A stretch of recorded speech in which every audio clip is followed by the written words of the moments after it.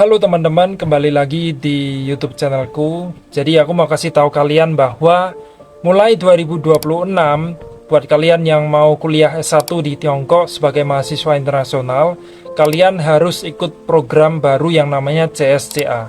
Nah, jadi di video kali ini aku mau kasih tahu kalian tentang apa itu CSCA, kemudian kenapa ini penting dan gimana cara mempersiapkannya. Oke, langsung aja kita masuk. Yang pertama, apa itu CSCA? CSCA ini adalah kependekan dari China Scholastic Competency Assessment, di mana ini adalah program baru dari pemerintah Tiongkok yang bertujuan untuk menjadi alat penilaian kompetensi akademik bagi pelajar internasional yang mau masuk program sarjana di Universitas Tiongkok. Dan dibuat untuk menciptakan standar yang seragam dan terpercaya, sehingga sekolah Tiongkok dapat membandingkan pelamar dari banyak negara dengan sistem pendidikan yang berbeda. Jadi ini kayak ujian untuk masuk ke program sarjana gitu, teman-teman. Kalau di Indonesia mungkin miripnya kayak SBMPTN gitu.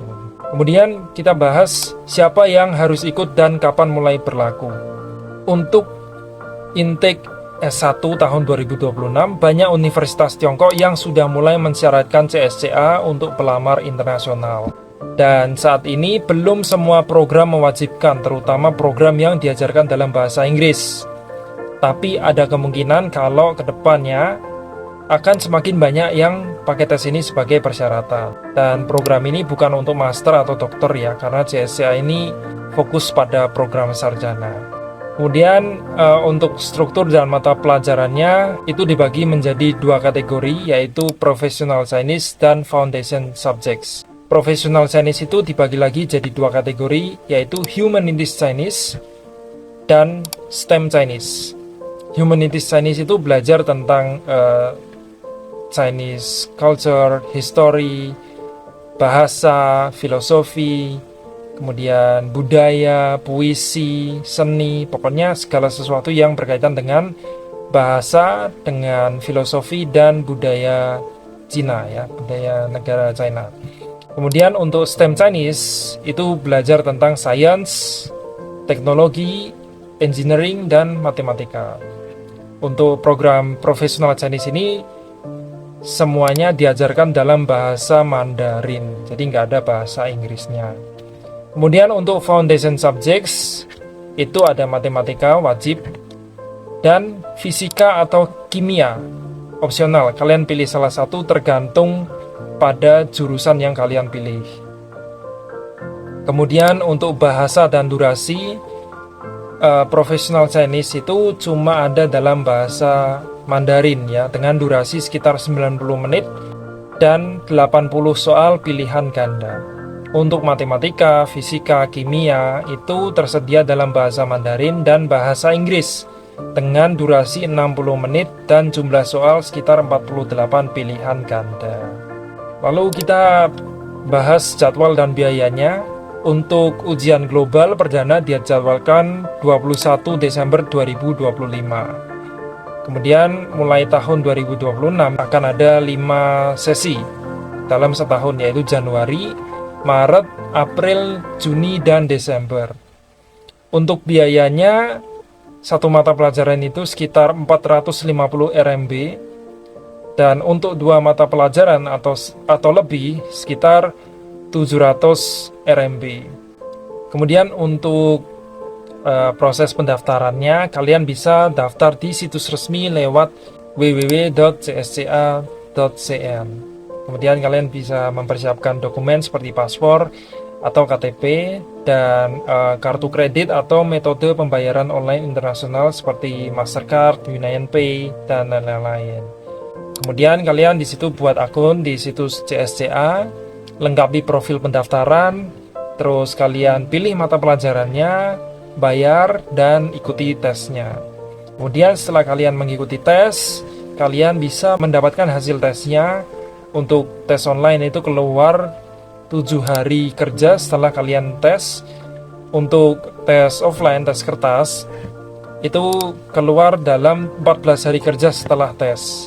Nah, kemudian aku mau bahas nih kenapa CSCA ini menjadi penting untuk pelamar internasional. Yang pertama pastinya Ini memberikan indikator yang jelas, bukan cuma sekedar nilai rapor atau nilai tes bahasa doang kayak HSK gitu. Tapi ini kan juga ada unsur akademisnya, ada unsur sainsnya, ada matematika, ada engineering kayak tadi itu kan. Yang mana ini nantinya akan diakui secara nasional di Tiongkok. Kemudian ini juga akan memudahkan Universitas Tiongkok dalam memilih dan membandingkan pelamar dari seluruh dunia. Terus aku juga mau bagiin tips persiapan dan strateginya. Yang pertama, yang pasti kalian harus menentukan program dan universitas yang kalian lamar ya. Karena ini pasti akan menentukan pelajaran mana yang harus kalian ambil. Terus kalian juga harus milih programnya juga kan, program bahasa Mandarin atau bahasa Inggris. Terus kalian juga harus milih juga apakah programnya ini humaniora atau STEM.